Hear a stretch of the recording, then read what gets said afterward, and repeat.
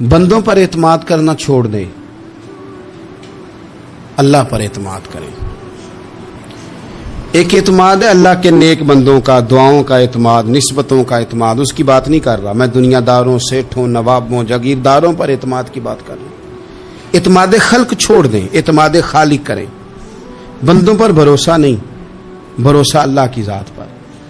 جو بندہ رب کی ذات پر بھروسہ کرتا ہے مضبوط ہو جاتا ہے، طاقتور ہو جاتا ہے، کمزور نہیں پڑتا۔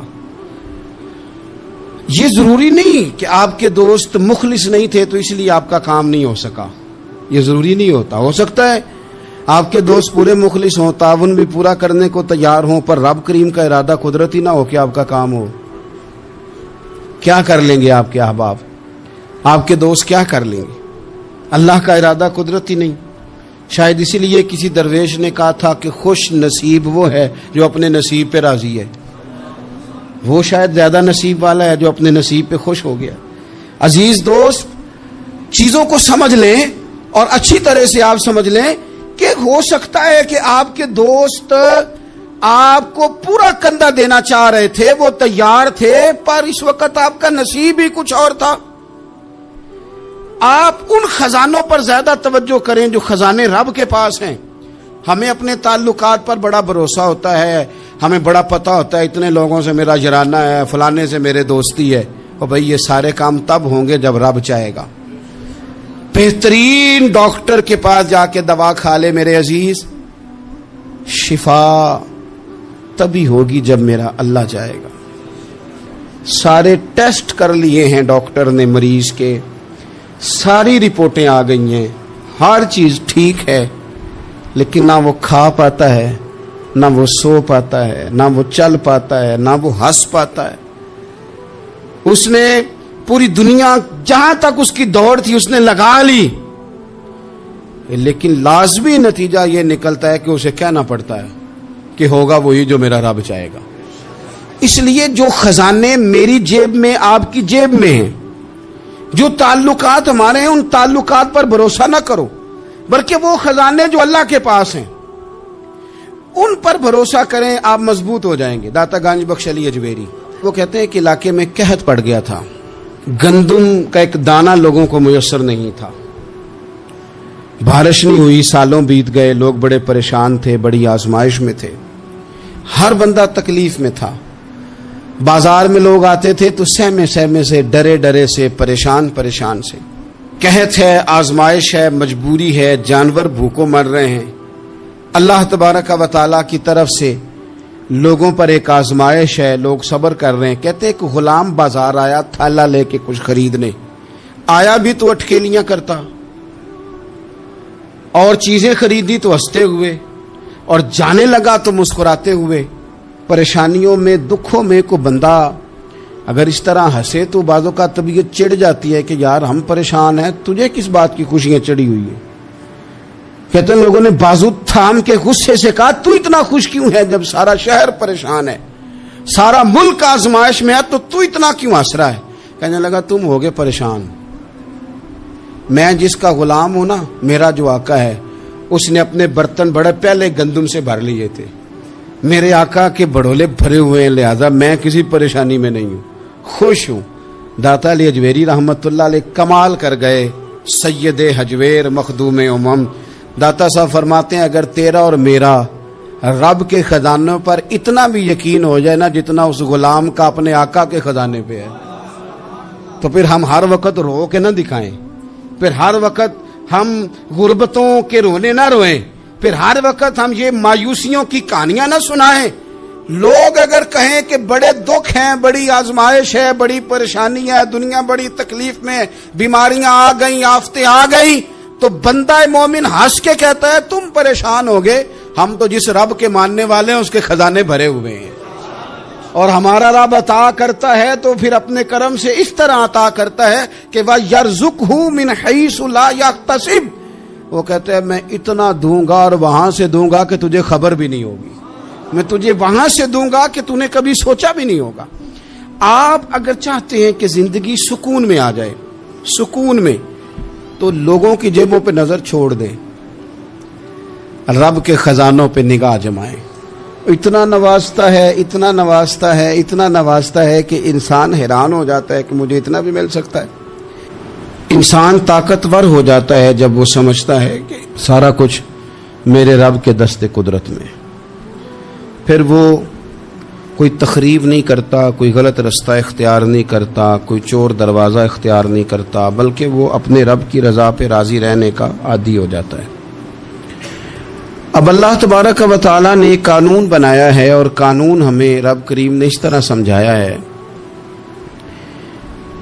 کہ یہ ضروری نہیں ہے کہ جو تم طلب کر رہے ہو یا جو تم چاہ رہے ہو وہی ہو، اور وہ ہو تو وہ تمہارے حق میں بہتر بھی ہو۔ کوئی ضروری ہے کہ جو ہم چاہ رہے ہوں وہ بالکل ٹھیک ہی ہو اور وہ ہمیں مل ہی جائے؟ یہ کوئی ضروری ہے؟ کبھی بھی اپنی زندگی میں اس طرح کی تڑپ نہ پیدا کریں، ورنہ آپ بے چین ہو جائیں گے۔ آپ کی زبان پر کئی شکوے آئیں گے، کئی شکایتیں آئیں گی، آپ بہت ساری جگہوں پہ نافرمانی والے جملے بول دیں گے معاذ اللہ۔ بس رب جو فیصلہ کرے اس پہ راضی رہنا سیکھیں۔ فرما کل نفس ذائقۃ الموت، ہر جان نے موت کا ذائقہ چکھنا ہے۔ یہ پہلے یہ جملہ کہا، اور اسی سے ملتا جلتا جملہ آخر میں کہا، اور درمیان میں کیا کہا؟ فرمایا کل نفس ذائقۃ الموت، ہر جان نے موت کا ذائقہ چکھنا ہے۔ وَنَبْلُوكُمْ بِالشَّرِّ وَالْخَيْرِ فِتْنَةً، فرمایا ہم تمہیں آزمائیں گے، بھلائی کے ذریعے بھی اور برائی کے ذریعے بھی ہم تمہیں آزمائیں گے۔ وَإِلَيْنَا تُرْجَعُونَ، اور تمہیں ہماری طرف ہی لوٹ کے آنا ہے۔ پہلے کہا ہر نفس نے موت کا ذائقہ چکھنا ہے، آخر میں فرمایا کہ تم ہماری طرف ہی لوٹ کے آؤ، اور بیچ میں کیا فرمایا؟ وَنَبْلُوكُمْ بِالشَّرِّ وَالْخَيْرِ فِتْنَةً، ہم تمہیں برائی کے ساتھ بھی آزمائیں گے، بھلائی کے ساتھ بھی آزمائیں گے، صحت دے کے بھی آزمائیں گے، بیماری دے کے بھی آزمائیں گے۔ نرا زوالی آزمائش نہیں ہوتا، عروج بھی آزمائش ہوتا ہے۔ نری بھوک کی آزمائش نہیں ہوتی، زیادہ پیسے بھی آزمائش ہوتے ہیں۔ انسان کے لیے صرف اس کا کمزور جسم ہی آزمائش نہیں ہوتا، اس کا طاقتور وجود بھی آزمائش ہوتا ہے۔ فرمایا ہم تمہیں آزمائیں گے، بس خیال رکھنا کہ وَإِلَيْنَا تُرْجَعُونَ، لوٹ کر تمہیں ہمارے پاس ہی آنا ہے۔ اور میرے نبی پاک صلی اللہ تعالی علیہ وآلہ وسلم ارشاد فرماتے ہیں، رب جب کسی قوم سے محبت کرتا ہے تو انہیں آزمائش میں مبتلا کر دیتا ہے۔ پھر فرمایا اگر وہ اس پر صبر کریں، اللہ کی قضا پہ راضی رہیں، تو پھر اللہ بھی ان سے راضی ہو جاتا ہے، اور اگر وہ ناراضگی کا اظہار کریں کہ یہ مصیبت کیوں آئی، تو پھر اللہ بھی ناراض ہو جاتا ہے۔ اللہ تبارک و تعالی ضرور آزمائے گا، خیر کے ساتھ بھی اور پریشانی کے ساتھ بھی۔ انسان پریشان اس وقت ہوتا ہے کہ جب وہ محنت کرتا ہے تو وہ کہتا ہے نتیجہ میری مرضی کا آنا چاہیے، یہ اس کا سب سے بڑا نقصان ہے۔ آپ رزلٹ کبھی اپنی مرضی کا نہ مانگیں، یہ دعویٰ ٹھیک نہیں۔ بہت سارے لوگوں کو جانتا ہوں جو کہتے ہیں میں بندہ بھی ٹھیک ہوں بھی دیانتدار، محنت بھی بڑی کرتا ہوں، توجہ بھی میری پوری ہے، پر پھر بھی معاملہ صحیح کیوں نہیں ہوتے؟ تو میں کہتا ہوں پہلی باتیں ساری ٹھیک تھی، آخری والی غلط ہے۔ اس لیے کہ محنت آپ کریں ساری، پر بندے نے رہنا تو بندہ ہی ہے نا۔ ساری محنت کر کے آپ کبھی اس نقطے کو سمجھ جائیں نا کہ 950 سال نبیوں نے تبلیغ کی، 1000 سال انبیاء نے تبلیغ کی، انبیاء نے، رب کے تربیت یافتہ لوگوں نے تبلیغ کی، 2 لوگوں نے کلمہ پڑھا، 4 لوگوں نے کلمہ پڑھا، لیکن میں آپ کو دیانتداری سے بتاتا ہوں کہ وہ کامیاب ہو کے گئے دنیا سے۔ انبیاء کامیاب ہوئے، کیوں؟ اس لیے کہ رب نے انہیں کہا تھا جا کے پیغام دینا ہے، یہ نہیں کہا تھا کہ بندوں کا بدلنا بھی ضروری ہے۔ ہمارے بچے پتہ کیا کرتے ہیں؟ وہ فٹافٹ نہ پریشان ہو جاتے ہیں۔ نبیوں کے ذمہ تبلیغ کرنا ہے، یہ ان کا ذمہ نہیں کہ لوگ ضروری کلمہ پڑھیں۔ ہدایت تو رب کریم کے دستے قدرت میں۔ انبیاء خلوص سے، للہیت سے جد و جہد کرتے رہے، لیکن انہوں نے یہ نہیں کہا کہ مالک اتنی محنت کی ہے بندے ٹھیک نہیں ہوتے، یہ نہیں کہا انہوں نے، اس لیے کہ جو ان کی ڈیوٹی تھی انہوں نے ڈیوٹی صحیح کی۔ ہم نے اپنی ڈیوٹی کرنی ہے. پریشان اس وقت ہوتے ہیں جب نتیجہ اپنی مرضی کا مانگتے ہیں. نتیجہ نہ اپنی مرضی کا مانگے, رزلٹ نہ اپنی مرضی کا مانگے. اور جناب پیر صاحب میں فلانا وظیفہ بھی پڑھتا ہوں, فلانا وظیفہ بھی پڑھتا ہوں, فلانا وظیفہ بھی پڑھتا ہوں, دل نہیں صاف ہوتا. تو میں نے کہا یہ تو اللہ نہیں کر رہا ہے. آپ ڈیوٹی کریں, آپ کام کریں جو آپ کے ذمے لگایا گیا ہے, اس میں وہ قضا نہ کریں آپ. باقی اللہ تعالیٰ کرم نوازی فرمائے گا. دیکھیں ایک بادشاہ تھا, اس کی سلطنت میں نا وہ قوم بنانا چاہتا تھا. ہمارے بادشاہ, ہمارے حکمران قومیں نہیں بناتے, لوگوں کو اپنے حق میں قائل کرتے ہیں. اس لیے کبھی بھی ہمارے ملک میں قومی سوچیں عام نہیں کی جاتی, ذاتی سوچیں عام کی جاتی ہیں. ملی باتیں نہیں کی جاتی, ذاتی باتیں کی جاتی ہیں. وہ چاہتا تھا کہ میری قوم بن جائے. اس کا ایک ہیرا سلطنت میں سے گم ہو گیا, تو اس نے اعلان کیا, اس نے کہا کہ جو بندہ ہیرا تلاش کر کے لائے گا اسے انعام دوں گا. ساری قوم نکل کھڑی ہوئی ہیرا تلاش کرنے پر. ادھر بھی لوگ گئے, ادھر بھی لوگ گئے, خشکیوں میں, دریاؤں میں, جہاں جہاں جس کی پہنچ تھی, جنگلوں میں, وادیوں میں, گھروں میں, بستیوں میں لوگوں نے ڈھونڈا. ساری قوم ایک ہیرا تلاش کر رہی ہے. بالآخر سب لوگ جمع ہو گئے ایک میدان میں. ایک بندہ اوپر چڑھا بادشاہ کے پاس, وہ اونچی جگہ پہ کھڑا تھا. اس نے کہا جناب یہ ہیرا مل گیا ہے. اب جب ایک کو ہیرا مل گیا تو باقیوں کے چہرے اتر گئے کہ یہ کامیاب ہوا, ہم ناکام ہوئے. بادشاہ چونکہ ان کی تربیت کے لیے یہ کام کر رہا تھا, اس نے کہا تمہارا کیا خیال ہے کہ اس ہیرے کے بغیر میرا گزارا نہیں تھا, کہ تمہارا کیا خیال ہے کہ ہیرا میری سلطنت سے نکل گیا تو مجھے زوال آ جائے گا. اس نے کہا یہ تو ایک ہیرا ہے. اٹھا کے پھینکا, دیوار کے ساتھ لگا, ہیرا ٹوٹ گیا. اس نے لوگوں سے کہا تمہارے چہرے اترے ہوئے ہیں, میں تمہیں ایک بات سمجھانا چاہتا ہوں, ہیرا ایک ہی تھا, ایک ہی بندے کو ملنا تھا. میں نے انعام کا اعلان تو یہ کیا تھا نا کہ جو ہیرا ڈھونڈ کے لائے گا اسے انعام دوں گا, لیکن اب میں تمہیں بتاتا ہوں کہ میں تم سب کو انعام دوں گا. اس لیے کہ ہیرا ایک تھا, ملنا ایک کو ہی تھا, سب کو مل سکتا نہیں. لیکن انعام اس لیے سب کو دوں گا کہ ہیرا ڈھونڈنے پر انعام نہیں دے رہا, میں کوشش کرنے پہ انعام دے رہا ہوں. کہ تم نے کوشش تو کی, تم نکلے تو صحیح, جدوجہد تو کی. کچھ لوگ کہتے ہیں کہ ہمیں ہیرا مل بھی جائے. او خدا کے بندے, ہیرا ایک ہے. ہیرا ملنا کمال نہیں, محنت کرنا کمال ہے. ہم نہ تیار نہیں ہوتے. اللہ فرماتے ہیں میں نے آزمانا ہے, میں نے آزمانا ہے. تم نے سفر جاری رکھنا ہے, لیکن یہ ضرور یاد رکھنا کہ وَإِلَيْنَا تُرْجَعُونَ, لوٹ کے تمہیں میرے پاس ہی آنا ہے. تم نے لوٹ کے ادھر آنا ہے, اس بات کو ذہن میں رکھنا. حضرت عبداللہ بن عباس رضی اللہ تعالیٰ عنہ اس حدیث کے راوی ہیں. المعجم الکبیر کی یہ حدیث ہے. اللہ کے پیارے رسول صلی اللہ تعالیٰ علیہ وسلم ارشاد فرماتے ہیں کہ جس بندے کو 4 چیزیں مل گئی نا, اسے اللہ تعالیٰ نے دنیا اور آخرت کی بھلائیاں عطا فرما دی. 4 چیزیں جس شخص کو نصیب ہو گئی. یا رسول اللہ کون سی؟ حضور فرماتے ہیں جس کو شکر کرنے والا دل مل گیا, اور کریم محبوب فرماتے ہیں جسے اللہ تعالیٰ کا ذکر کرنے والی زبان مل گئی, اور حضور فرماتے ہیں جسے مصیبت پر صبر کرنے والا بدن مل گیا, اور جسے ایسی بیوی مل گئی جو نہ اس کے مال میں خیانت کرے گی, نہ اس کی عزت میں خیانت کرے گی. جسے یہ 4 چیزیں مل گئیں وہ خوش نصیب ہے. دنیا بھی بن گئی, آخرت بھی بن گئی. کامیابی صبر آ جانے کا نام ہے, کامیابی شکر حاصل ہو جانے کا نام ہے. کامیابی میرے عزیز یاد رکھ لے کہ انسان اللہ کے ذکر میں لگ جائے تو اس کا نام ہے کامیابی. ہم نے کس کو سمجھ لیا؟ اپنی زندگی میں ایک تو محنت کریں, نتیجہ اللہ پہ. دوسری بات, امیدیں ذرا چھوٹی وابستہ کرے, لمبی نہ بنائیں. ایک ہے منصوبہ سازی کرنا مستقبل کی, وہ غلط نہیں. میرے نبی پاک علیہ السلام کا فرمان کاش کبھی ہم سمجھ جائیں. حضور نے ایک دن صحابہ سے فرمایا تھا حیا کرو. کہا صحابہ سے, سمجھایا ہمیں, فرمایا حیا کرو. یا رسول اللہ کس بات سے؟ فرمایا وہ والا مال کماتے ہو جو کھا ہی نہیں سکتے, اور وہ والے مکانات بناتے ہو جن میں تم رہ ہی نہیں سکتے, اور ان چیزوں کا سوال کرتے ہو جن کی تمہیں ضرورت ہی نہیں.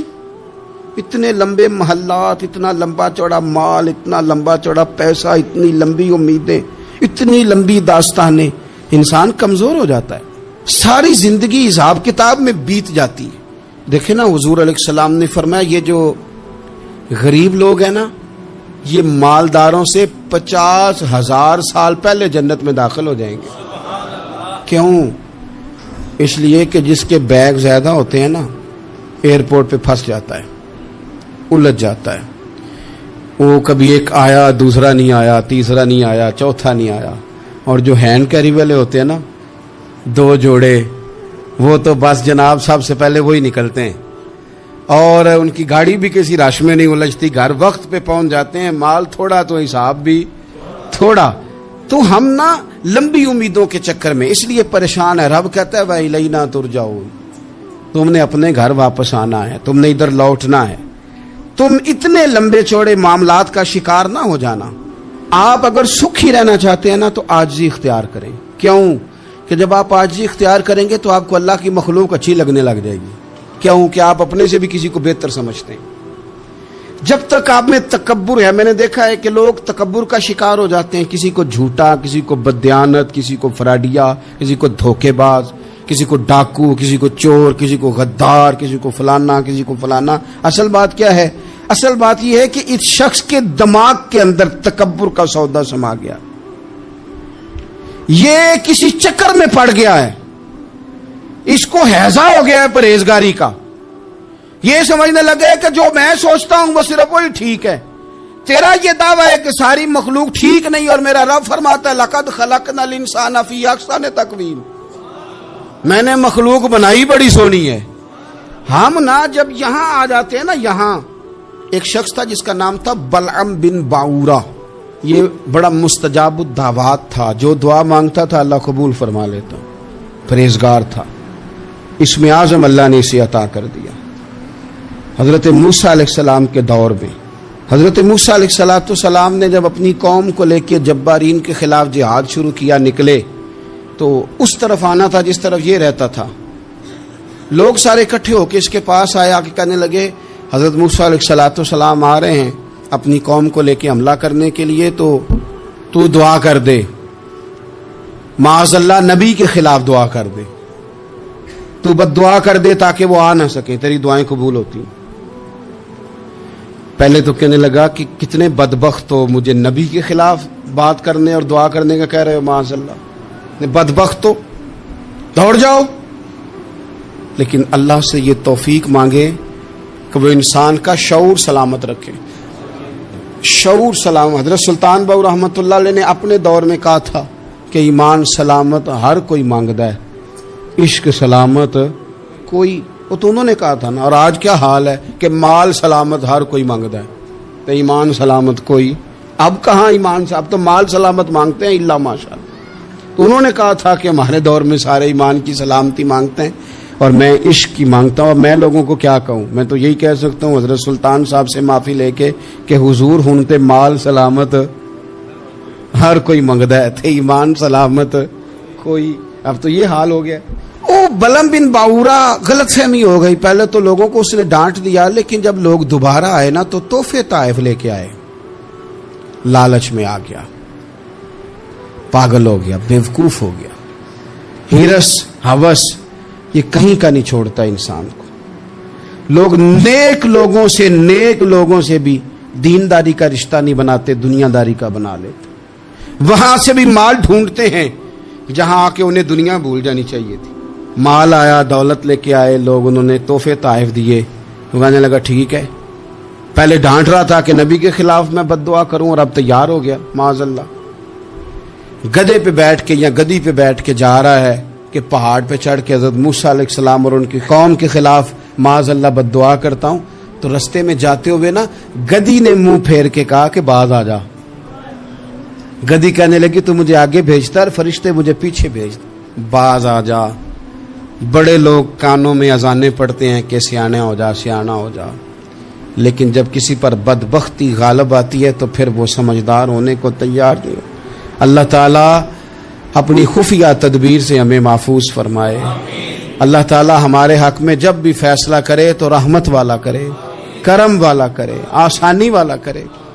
چڑھ گیا پہاڑ پہ، اور پہاڑ پہ چڑھ کے جب اس نے ہاتھ اٹھائے، وہ لوگ جو بد دعا کرانے والے تھے وہ ساتھ ہی تھے، تو اپنے منہ سے لفظ نکالتا ہے حضرت موسیٰ کے خلاف معاذ اللہ، لیکن وہ لفظ اپنی قوم کے خلاف نکلتے ہیں.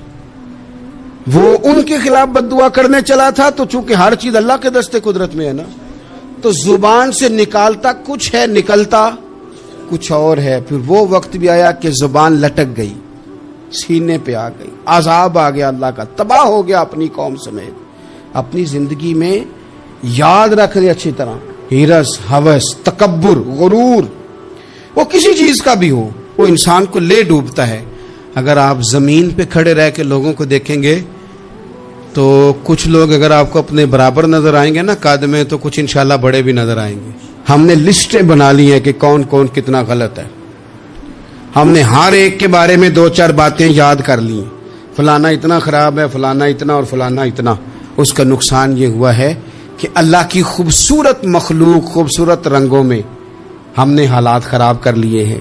اگر ہم چاہتے ہیں کہ ہمارا دل سکون میں آئے، قرار میں آئے، تو زندگی عاجزی والی، انکساری والی، اللہ تبارک و تعالیٰ کی بات. میں اکثر کہتا ہوں کہ نبی پاک صلی اللہ تعالیٰ علیہ وآلہ وسلم نے کتنی شانیں بیان کی، حضرت عمر فاروق کتنی عظمتیں حضور نے ان کی بیان کی. جب ان کا وصال ہونے لگا نا، ان کو زخم لگا تو لوگ ان کی تعریفیں کرنے لگے. اب ان کو بھی پتا تھا کہ میری عظمت میں حضور نے کیا کچھ بیان کیا ہے. لوگ ان کی تعریف کرنے لگے، امیر المومنین آپ کو یہ کمال حاصل ہے. تو حضرت عمر فرمانے لگے دعا کرو بس میری نیکی اور بدیاں برابر برابر ہو جائیں، نیکیاں اور بدیاں برابر ہو جائیں. میں کسی درجے کا خواہش مند نہیں، بس یہ چاہتا ہوں کہ یہ عاجزی کا حسن دیکھیں، انکساری کا یہ درجہ دیکھیں. فرماتے ہیں بس یار معافی دے دے نا، وہ معاف کر دے. پھر تو بات بن گئی. میں جلسوں پہ، اجتماعات پہ جاتا ہوں تو ایک رواج بن گیا ہے، لوگ بڑی بڑی قطاروں میں پھول لے کے کھڑے ہو جاتے ہیں اور گاڑیوں میں پھینکتے ہیں. تو میں اپنے سنگیوں سے کہتا ہوں کہ اگر تو قیامت میں بھی ایک پھول مل گیا نا تو پھر تو یہ سارے استقبال کام آ گئے. اور اگر وہاں کھڑا کر لیا گیا نا، صحیح حدیث میں حضور نے فرمایا ہے کہ کچھ سوالوں کے لیے بندے کو محشر کے میدان میں کھڑا کر لیا جائے گا. ان سوالوں میں سے ایک سوال یہ بھی ہوگا کہ بتا اپنے علم پر عمل کتنا کیا تھا. تو میں نے کہا اگر تو روک لیے گئے تو پھر ان پھولوں کا کیا بنے گا، پھر تو آزمائش میں آ جائیں گے. اللہم استرنا بسترک الجمیل استغفر اللہ ربی من کل ذنب واتوب الیہ. اے اللہ، جو غلطیاں یاد ہیں ان سے بھی توبہ کرتے ہیں، جو بھول گئی ہیں ان سے بھی توبہ کرتے ہیں، جو ظاہر ہے ان سے بھی توبہ کرتے ہیں، جو چھپی ہوئی ہیں تیرا اور ہمارا راز ہے ہم ان سے بھی توبہ کرتے ہیں. مالک، جہاں جہاں جس مقام پر جس لحاظ سے عمدن یا سہون بول کر، لہجے سے اور اشارے کنائے سے بھی کہیں کو تیری نافرمانی کر بیٹھے ہیں تو اس سے بھی تیری پناہ میں آتے ہیں. اپنی پناہ میں رکھیو، اپنی پناہ میں ہمیں ایمان کی موت دیجیو، اور صبح قیامت اپنے محبوب کی شفاعت ہمارے حق میں قبول فرمائیو.